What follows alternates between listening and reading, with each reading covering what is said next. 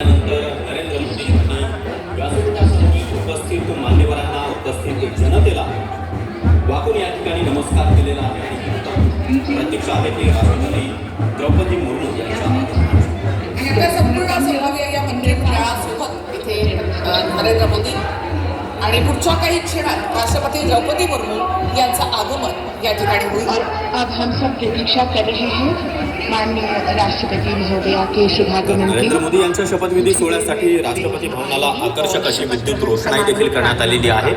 जशी संध्याकाळ होतीये तसं राष्ट्रपती भवन या आकर्षक अशा विद्युत रोषणाईमध्ये उजळून निघाल्याचं आपल्याला दिसतं। आगमन पर तर मोदी आता तिसऱ्यांदा पंतप्रधान पदाची शपथ घेणार आहेत आणि शपथ ग्रहण समारोह की समाप्ति पर भी पुढच्या काही क्षणामध्ये राष्ट्रपती द्रौपदी मुर्मू यांचं आगमन राष्ट्रगान बजाया जाएगा।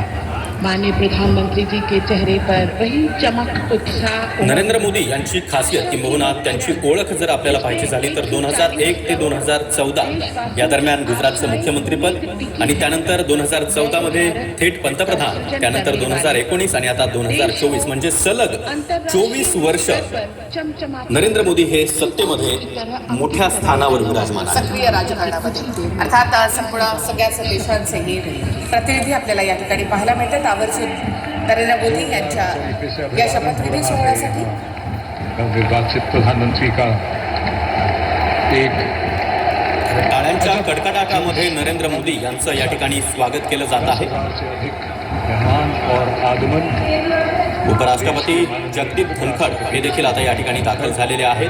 काही वेळापूर्वी आपण पाहिलं की माजी राष्ट्रपती रामनाथ कोविंद हे सपत्नीक या ठिकाणी पोहोचलेले आणि आता जगदीप धनखड हे देखील राष्ट्रपती भवन परिसरामध्ये दाखल झाले आहेत। आणि आता पुढच्या काही क्षणामध्ये राष्ट्रपती द्रौपदी मुर्मू यांचं आगमन होईल। करीब आती हुई जब आज का समारोह एकाहत्तर मुकाम पर जाएगा जहां